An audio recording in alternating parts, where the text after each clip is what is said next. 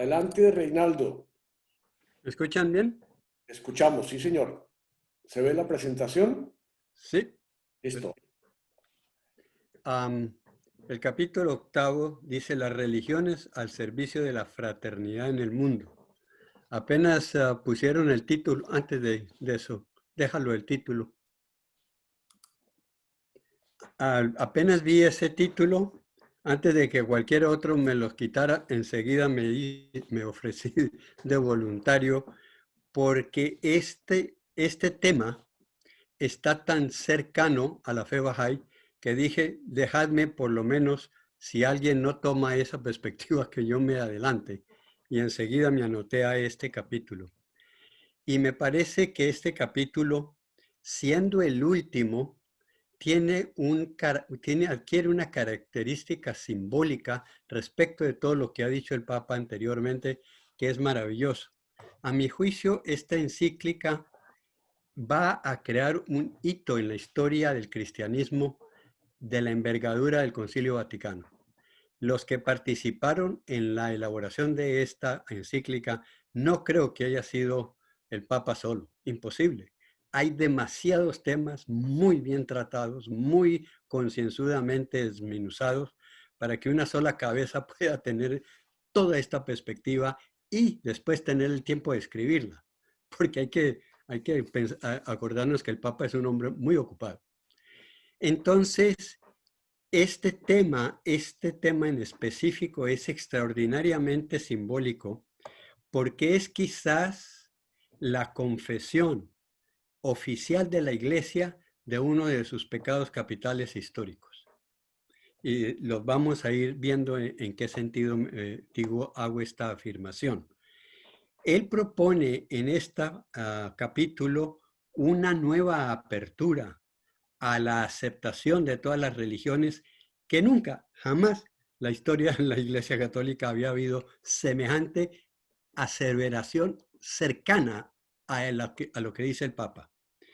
Y es de tal envergadura que da la posibilidad de crear la base de un diálogo verdaderamente sostenible. Y también me quiero aprovechar que escogí este título porque curiosamente, las cosas no ocurren curiosamente, sino por diseño y sobre todo por diseño divino. El fundador de la fe Bahá'í, Bahá'u'lláh, habló de esto en los años 1860-90. Entonces imagínense, se adelantó más de 100 años en hacer las mismas afirmaciones que el Papa está haciendo por el poder que tiene él de convocatoria, está poniéndonos a reflexionar lo que este hombre estuvo 27 años, la última etapa de su vida en Haifa, en Akka, un pueblo prisión del Imperio Otomano. Nunca salió de ahí en el resto de su vida. Y sin embargo, sus escritos son absolutamente revolucionarios desde el punto de vista religioso. Entonces, con ese punto de referencia, ahora sí entremos. Yo he hecho lo que algunos de ustedes han hecho y traté de no conceptualizar el capítulo, sino de extractar paso a paso lo mejor de la expresión que el Papa, por lo menos la encíclica, utiliza como vocabulario, porque al conceptualizarlo pierde uno la riqueza de los matices que tiene y él propone. Y comienza él su encíclica diciendo esta fundamental verdad nuevísima desde el punto de vista de la Iglesia. Si no se conoce la verdad trascendente, triunfa la fuerza del poder. Y cada uno tiende a utilizar hasta el extremo los medios de que dispone para imponer su propio interés o la propia opinión sin respetar los derechos de los demás. Esto ya lo ha dicho él en varias formas en los capítulos anteriores. Buscar a Dios con corazón sincero, siempre que no lo empañemos con nuestros intereses ideológicos o instrumentales, nos ayuda a reconocernos compañeros de camino, verdaderamente hermanos. Y esta es precisamente el título de su encíclica.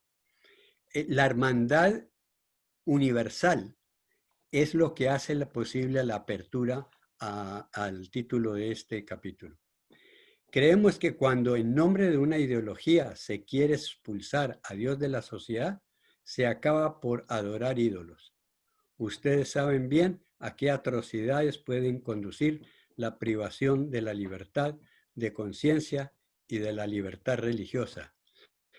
Y quiero aprovechar, los retrocedes, quiero aprovechar se acaba por adorar ídolos. ¿Han visto ustedes el fenómeno realmente del siglo XX, cómo se transformaron las iglesias en moles comerciales y son catedrales al servicio del ídolo del consumo? Entra uno ahí y está bombardeado por todos los lados en un supermercado de esos inmensos con todas las solicitudes de compre, porque usted necesita, y esos son los nuevos dioses. Ahora sí, sigamos. No puede admitirse que en el debate público solo tengan voz los poderosos y los científicos. Esto ya lo he dicho antes. Debe haber un lugar para la reflexión que procede de un trasfondo religioso que recoge siglos de experiencia y de sabiduría. Los textos religiosos clásicos pueden ofrecer un significado para todas las épocas, tienen una fuerza motivadora, pero de hecho son despreciados por la cortedad de vista de los racionalismos. Y los racionalismos se encargan precisamente de racionalizar todo lo que es trascendente, y cuando hace ese proceso, por lo general, reduce lo trascendente a solo objetivos racionalistas. En verdad que los ministros religiosos no deben hacer política partidaria, y el caso de Colombia, bien conocido, lo sabemos, propia de los laicos, pero sí, siquiera ellos pueden renunciar a pero ni siquiera ellos pueden renunciar a la dimensión política de la existencia, que implica una constante atención al bien común, que es básicamente la primera fase que él utiliza para introducir esta parte de la encíclica a partir del capítulo 5. El bien común y la preocupación por el desarrollo humano integral. La Iglesia que procura la promoción del hombre y la fraternidad universal.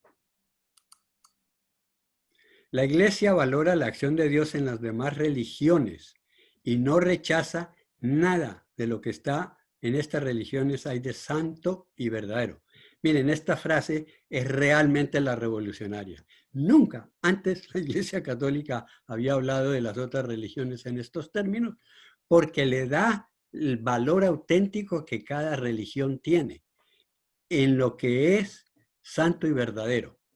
Pero inmediatamente aclara, si la música del Evangelio deja de sonar en nuestras casas, en nuestras plazas, en los trabajos, en la política y en la economía, habremos apagado la melodía que nos desafiaba a luchar por la dignidad de todo hombre y mujer, incluye a la mujer, que eso es de subrayar. Donde quiera que se reúnan los pueblos para establecer los derechos y deberes del hombre, nos sentimos honrados cuando nos permiten sentarnos junto a ellos. Qué diferente esta actitud de la Iglesia frente a la actitud anterior, que ella era la que se encargaba de sentarse y hacer cátedra e imponerla. Próxima.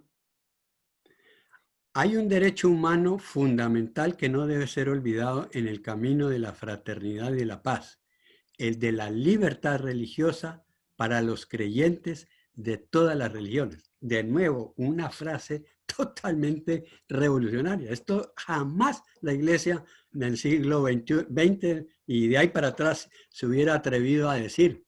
Acuérdense que varias religiones han dicho: el incrédulo, el infiel, el ateo no es digno de salvación.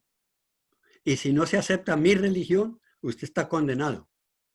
Las cosas que tenemos en común son tantas y tan importantes que es posible encontrar un modo de convivencia serena, ordenada y pacífica, acogiendo las diferencias y con la alegría de ser hermanos en cuantos hijos de un único Dios.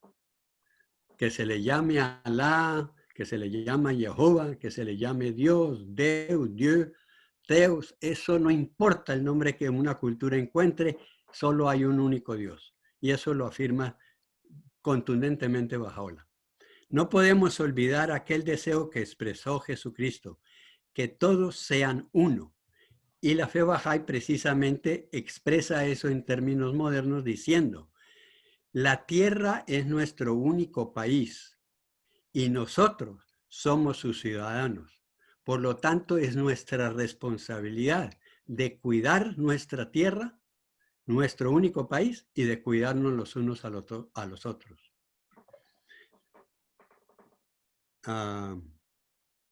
No obstante, mientras nos encontramos aún en camino hacia la plena comunión, tenemos ya el deber de dar testimonio común del amor de Dios a su pueblo, colaborando en nuestro servicio a la humanidad. Y esto es lo que nos realmente hermana a todos. Dios mira con el corazón y el amor de Dios es el mismo para cada persona, sea de la religión que sea. Y si es ateo, es el mismo amor. Otra vez, contundente, la apertura que tiene con estas afirmaciones la religión católica que jamás había tenido antes.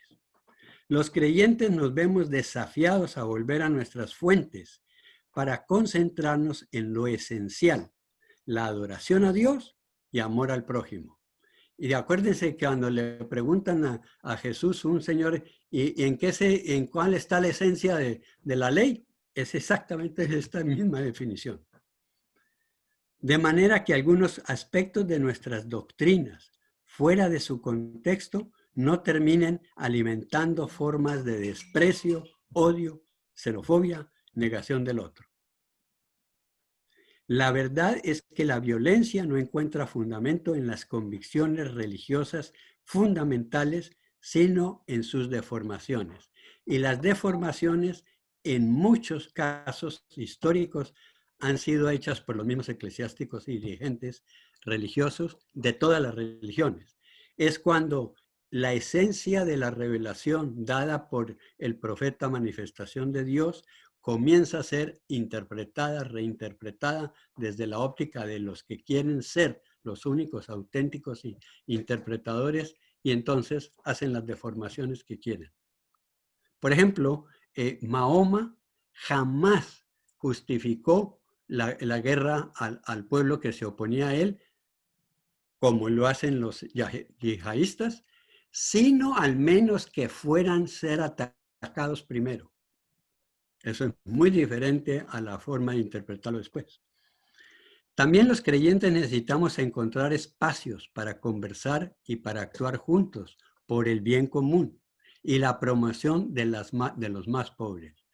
Porque mientras más profunda, sólida y rica es una identidad, más tendrá para enriquecer a los otros con su aporte específico.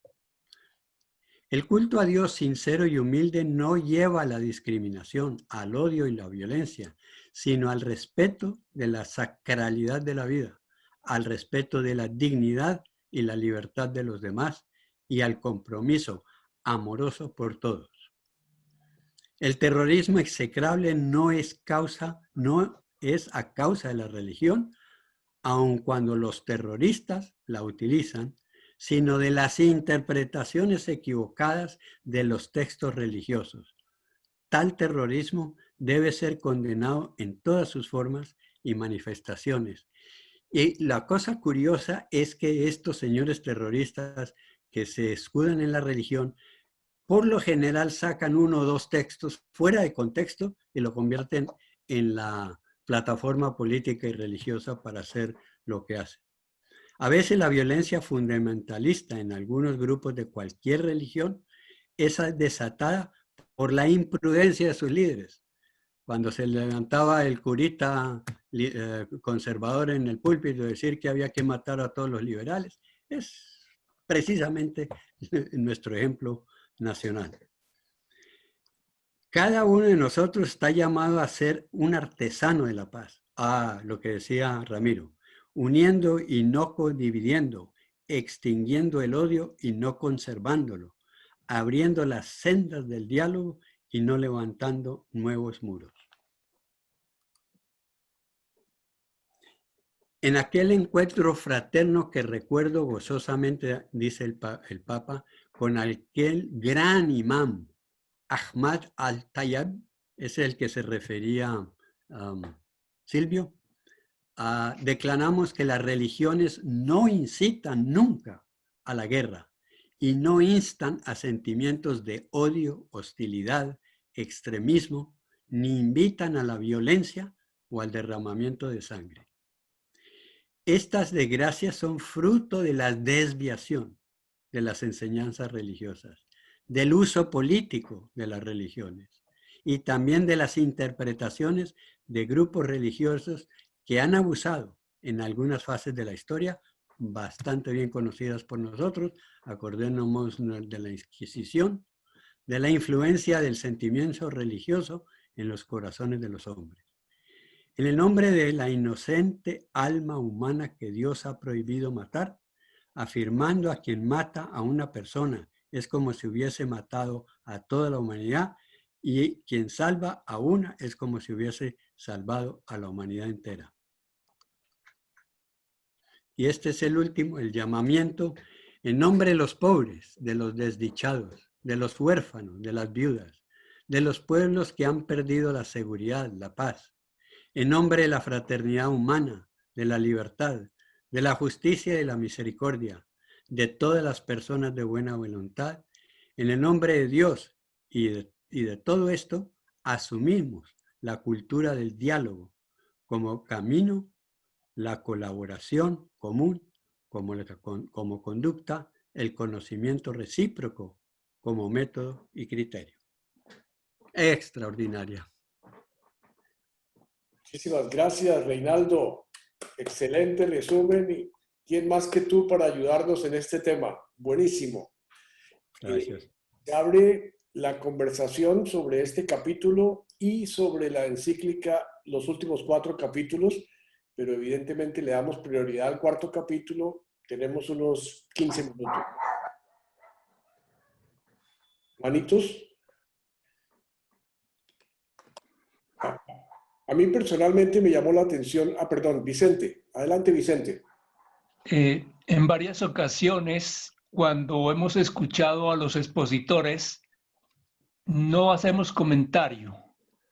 Pero pensaba yo que no es que no hemos valorado esas presentaciones, sino que son tan profundas que no somos capaces de expresar todo lo que se nos viene a la mente y al corazón.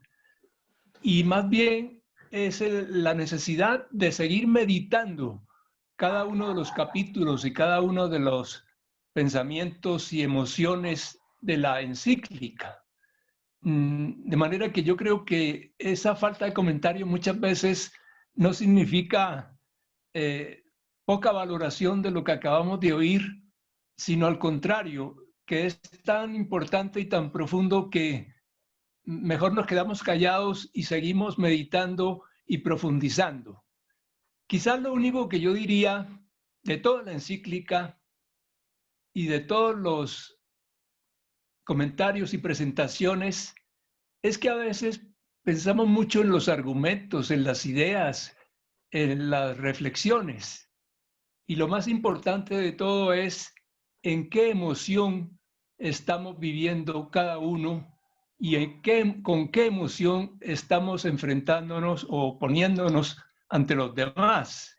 Solamente comprendiendo esa emoción podemos entendernos y no tratando de discutir o de argumentar, porque a la larga eso es un proceso posterior al sentimiento, a la emoción, como a la intuición de lo ético, de lo moral, de lo amistoso, de la fraternidad.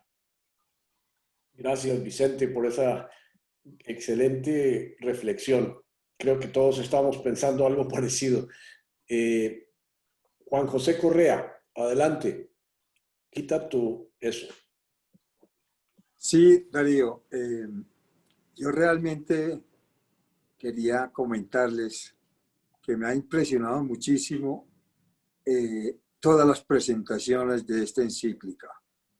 Primero que todo porque llega en un momento increíble en nuestro país. Estamos tratando de vivir y de concretar una paz duradera, una paz donde se reconozca la verdad, la justicia y la reparación. Y por otro lado, nos encontramos con unas distorsiones internas que nos impiden disfrutar y poder progresar todos. Infortunadamente estamos viviendo una situación de índole política lamentable en nuestro país, que yo diría es trascendental para la educación, para los distintos estamentos de la sociedad nuestra, pero yo diría principalmente en la parte educativa, con nuestros nietos, con los niños que van a disfrutar y van a formar el futuro de este país en 20, 30, 40 años. Y realmente la herencia que les vamos a dejar a ellos como país, a mí me preocupa enormemente, me da tristeza enormemente que no tenemos claridad en este sentido. Y veo yo que esta encíclica nos llega como anillo al dedo, porque realmente tiene una relevancia extraordinaria para nuestra situación. Muchas gracias. Excelente, gracias Juan José, excelente comentario. William Mejía y después sigue Jorge Luis. Adelante, William. Yo en este capítulo final de la encíclica encuentro un velado mea culpa del Papa frente a la historia de la Iglesia Católica. Está reconociendo una serie de errores, pero sin tocar muy duro la campana para que no le caigan encima. Escuchando a Reinaldo, me acordé de una frase en latín que aprendí hace muchos años que decía extra ecclesia nulla salus. No hay salvación fuera de la iglesia. Y el Papa abre muchas posibilidades y derriba esta afirmación. Es muy probable que así como ha recibido distintos ataques por encíclicas anteriores, este capítulo abra un espacio para que lo ataquen más. Verdad. Muchas gracias, William. Muy amable. Jorge Luis Puerta, adelante. Yo quería tomar un rasgo que a mí me parece que es como síntesis de lo del Papa. Creo que el gran aporte del Papa a la humanidad es que recupera la política para el hombre. Los políticos nos han robado la política. Los influencers nos han robado los discursos. La profesionalización de la política ha alejado la política de la sociedad. Creo que hay una frase que estos días aquí en Perú se ha repetido mucho y que creo que sintetiza mucho este sentimiento. La política es tan importante que no dejemos que solamente los políticos hagan política. Gracias. Gracias, Jorge Luis. Yo quiero tomar la palabra porque no hay otro. Quería hacer un comentario personal y después va Julio Jiménez. Un comentario personal sobre, y yo sé que a Silvio le va a gustar, Harari habla mucho de las religiones del libro. Estoy oyendo el segundo libro de Harari, el de Homo Deus. Y dice que las religiones del libro fueron a buscar la verdad en el libro, en qué decía la Biblia, qué decía el Corán, qué decía... y allá estaba la verdad. Y la verdad es que la verdad está entre nosotros. Y por causa de la verdad y la interpretación de la verdad, se mataron no solamente los cristianos, los católicos, las cruzadas. Es decir, este país, Estados Unidos, es el resultado de la guerra brutal de los protestantes y de todo contra los católicos o los protestantes entre sí mismos, y no mencionemos todas las guerras que se han hecho a nombre del libro, porque en el libro dice, porque agarro esta frase del libro y la aplico. Y yo creo que lo que decían ahora, el Papa como que le está diciendo a todas las religiones, señores, pidamos perdón todos, porque hemos sido causa de guerras, hemos sido causa de pérdida de la paz. A mí me impresiona tremendamente, primera vez en mi vida que me leo una encíclica, lo confieso, pero me la he leído 3 veces y me ha impactado, porque es lo más humano que yo he visto de un individuo que representa una iglesia de unos valores espectaculares. Ese era mi comentario y Julio Jiménez tiene la palabra. Julio. Bueno, a ver, ideas sueltas. Lo primero, quiero hacer un reconocimiento al grupo por haber abordado la encíclica. Me parece maravilloso que el grupo, el que coordina, ¿no?, hayan tenido esa opción, porque es un actualizarse en algo realmente necesario. Segundo, estoy de acuerdo con algún comentario de uno de ustedes, que frente a tantas verdades, uno, como yo me quedo es que callado, es decir, es tan inusitado que el padre Gerardo Remolina habla sobre los 2 significados de misterio. Dice, misterio lo conocemos como algo oculto, y tiene razón, pero así lo entendemos, ¿no? Pero algo novedoso de Remolina es, misterio es una sobreabundancia de verdad. Y me encantó esa definición de misterio, sobreabundancia de verdad. Y entonces cuando hay una sobreabundancia de verdad, la reacción es, ¡guau! ¡Guau! Bueno. Tercero, esto me interrogo a mí mismo e interrogo a mi querida compañera Jesús, de la cual pertenezco y amo. ¿Cuál es el temor que yo tengo con estos documentos tan importantes? Recuerden que cuando terminaban una congregación general, siempre a los pocos meses nos llegaba el documento, cuando estábamos en formación. Y ahora también, con la última congregación 36. Y entonces, los que creemos en este asunto, le pegamos una leída, lo conversamos, así como estamos haciendo nosotros. Qué berraquera, qué cosa tan buena.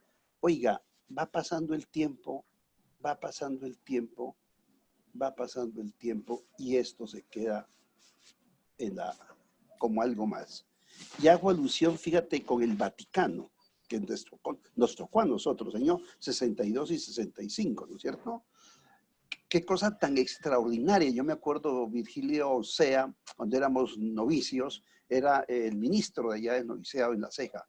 Y cada 8 días él se pegaba unas emocionadas con el Concilio Vaticano. Maravilloso. ¿Qué pasó con el Concilio Vaticano? Maravilloso. Que viene Juan Pablo II por situaciones históricas que se olvidaron del Vaticano II. Y viene ahora Francisco a recuperar el Vaticano después de 55 años, a recuperar un documento. Atención, un libro. Ahora hago alusión a la interpretación del libro, ¿no? A recuperar un libro del Vaticano que se los olvidó. Y algo parecido está sucediendo ahora. Tanto, una frase que de pronto ustedes no la han oído, que el padre Kolfenbach, superior general, dijo una frase que yo en reuniones de comunidad la suelo repetir. Kolfenbach dijo, hay necesidad de refundar la Compañía de Jesús. ¿Saben qué es eso? Que un superior general diga esa frase. Es necesario que refundemos la Compañía de Jesús. Lo dijo, por decir, hace 15 años. Y entonces nos llegan esas frases. Oye, qué tremenda esa frase, qué tremenda. Y seguimos igual en muchas cosas. Entonces los avances históricos, oiga, son como tan lentos que necesitamos, como el Papa Francisco, de recuperar el Vaticano. ¿Cómo hacemos para que esta encíclica no se nos muera? Bueno, y por último, dos cositas. Hay una frase que yo soy muy práctico, yo no soy académico, yo oigo a los académicos. El Señor me ha dado una bendición, ¿no? Que es la música y cómo hacer llegar esto a mis laicos, porque yo trabajo con laicos. Tanto es así que alguien por molestar me dijo, Julio, usted parece un profesor de escuela, parece un escuelero. Me lo dijo como así, con picante. Y yo dije, gracias, gracias. Es cómo llevar esto para que le entienda la gente, el laico, el de la calle, los que vienen aquí a la liturgia, los que me están escuchando en la Eucaristía. ¿Cómo hacemos para eso, no?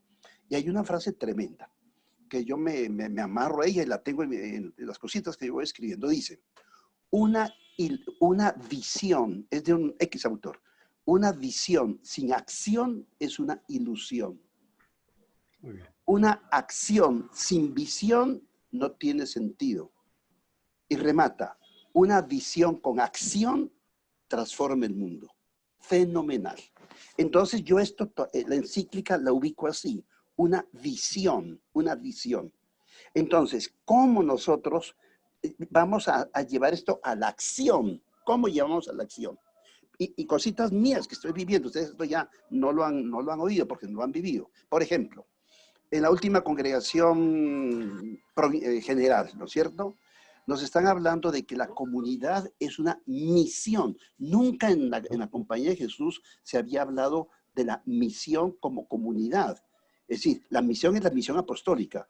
Y nosotros como buenos jesuitas, cada uno disparado en su trabajo, totalmente individual. ¿Y ahora qué nos están diciendo? No, la comunidad, la vida comunitaria es una misión, con toda la fuerza que tiene la palabra misión. Y yo me digo, ¿qué estamos haciendo con esto? Oiga, viejitos queridos. Entonces a mí me da como este temor, ¿no? De que esto se nos quede como una ilusión sin acción. Bien. Y con respecto al libro, lo que decía Darío, con él charlamos poquito, ¿no? Depende cómo se entienden los libros. Es que todo depende de la interpretación. Porque que hacen que las tres religiones históricas, todas nos referimos al libro. Depende cómo lo entendamos. Si lo entendemos para la guerra, olvídate. Todos esos 30 años de guerra es por entender mal el libro, ¿no?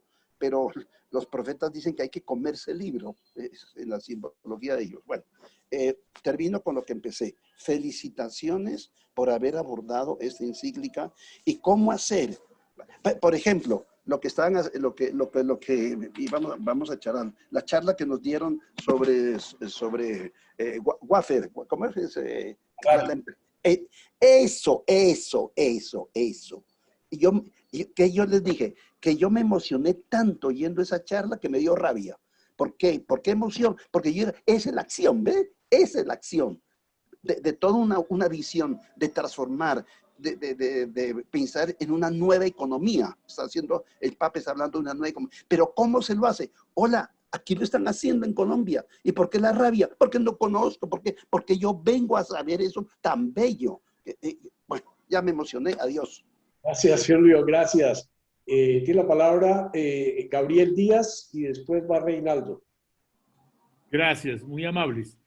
Pues mira, yo había oído hablar mucho del Santo Padre y de que iba a hacer un cambio muy radical, pero lo que está haciendo es tan profundamente radical y tan diferente y tan totalmente distinto que uno se aterra qué va a pasar con todo esto. Esperamos que sea muy bueno, pero el diálogo con las demás religiones, la apertura hacia la visión de Dios, el cambio de el mensaje católico y del mensaje eclesiástico y toda la forma como tiene, y lo dice la encíclica, uno la lee y como que cree que uno es escrito por el Santo Padre, que eso no puede ser de la Santa Madre Iglesia, pues que se sale totalmente de lo que uno ha oído, ha recibido y ha formado. Esperamos que todo esto nos abra un campo muy importante. Agradezco también a todos ustedes el que hayan tomado el esfuerzo, como lo acaban de decir, de llegar No puedo, hijo, estoy en una conferencia. Muchísimas gracias, muy amables, y realmente me deja impresionado todo lo que han dicho y todo lo que han manifestado en todas estas reuniones de la encíclica y que Dios nos ampare. Gracias, Gabriel. Muchísimas gracias. Reinaldo Pareja. Dos cosas. A Julio le quiero hacer una sugerencia que me parece que es muy en la forma como él dialoga con sus laicos. ¿Por qué no crear una red de círculos de estudio en donde se sientan con el grupo de laicos en casas o a través de Zoom y van leyendo la encíclica paso a paso y decir qué dijo y cómo la podemos aplicar? ¿Qué dijo? ¿Cómo lo podemos aplicar? Porque así lo hacemos en la Fe Bahá'í y te aseguro que resulta muy eficaz. Y lo segundo que dijiste de la visión me permite una pequeña cuña comercial. La Fe Bahá'í propone una nueva visión para la humanidad y es propone una visión que tiene dos aspectos. La unidad del género humano como el próximo paso evolutivo de toda la humanidad. Esa es la visión. Y está en base a que Dios es uno, nosotros somos creados a imagen y semejanza de Dios, y que la religión es una, porque ella viene de la misma fuente de Dios, que está expresada por sus manifestaciones, sus profetas fundadores de las religiones, en cada época y de acuerdo a la mentalidad de cada pueblo, es algo necesario e indefectible, porque así tiene que adaptarse la manifestación a la cultura específica y al tiempo específico en que le habla a un pueblo específico. Pero entonces esta propuesta que él hace de que la unificación y la paz universal es la visión para la cual la humanidad debe poner sus esfuerzos y su interés, es realmente algo a la cual nosotros podemos añadirle a la encíclica, que básicamente está haciendo una expresión a través de la Iglesia y a través del Papa de esto que decía Bahá'u'lláh hace más de 100 años atrás.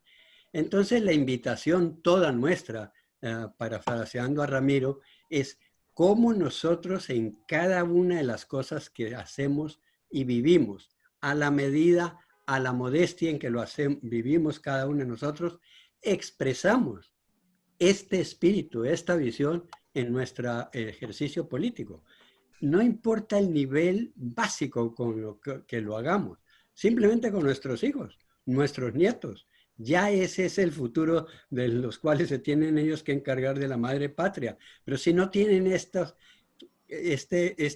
marco de referencia con todos los valores que trae esta encíclica, seguirán siendo, si asumen la política, serán políticos como los que conocemos hoy en día.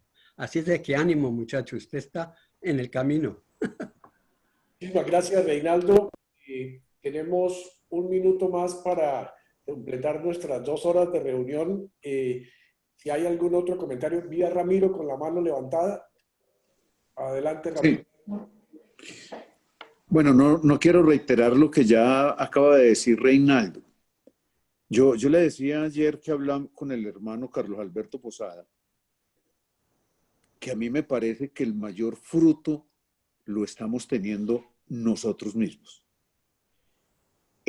Yo siento una transformación en el grupo, en la forma de comunicarnos, en el enriquecimiento que vamos teniendo con la diferencia y con la posición de cada uno. Entonces, sí, vale la pena que estos valores digamos, nosotros mismos como grupo, ¿cómo podemos profundizarlos? Y nosotros tenemos el grupo familiar, el grupo de amigos. Avancemos solo ahí y verá que nosotros seremos semilla de transformación. En vez de pensar pues que los políticos nuestros y los apellidos van a tomar esto. No. Hagámoslo nosotros y verá que empieza a fermentar muchas cosas. Gracias, Ramiro. Yo quisiera agradecer a todos ustedes por estas 2 sesiones tan espectaculares de la encíclica. Los análisis, Víctor, Goyo y Reinaldo, gracias por acompañarme en estos capítulos de hoy. creo que todos los que participaron y los que participaron en la meditación, como decía Vicente, creo que lo importante de esto es que nos va entrando, va penetrando y nos alimenta, nos enriquece. Muchísimas gracias por su tiempo. Les mandaré la grabación. Vicente, ¿querías decir algo? Quería regresar un poco a nuestros sentimientos de amistad y compañía de estos días con los que ya se nos fueron.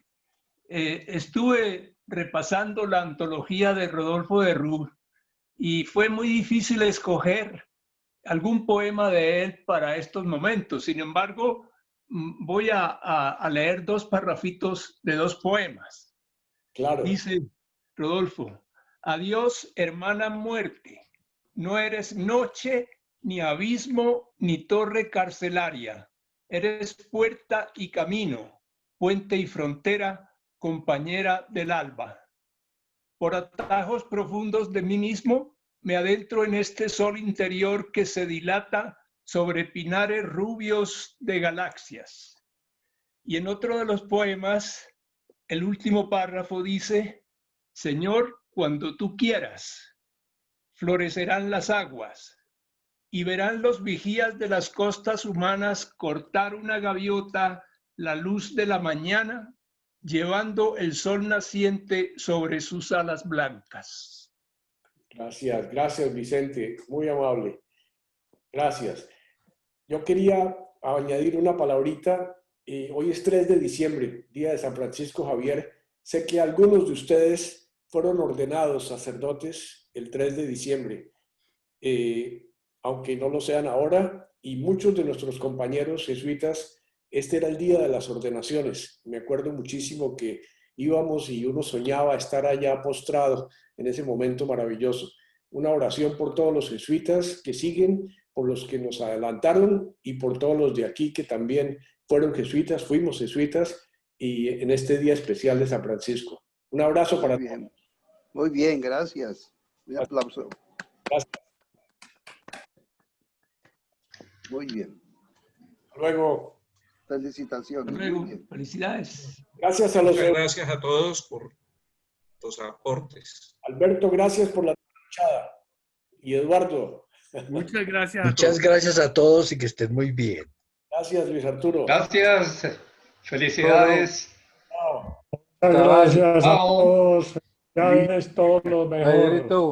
Pedro, gracias.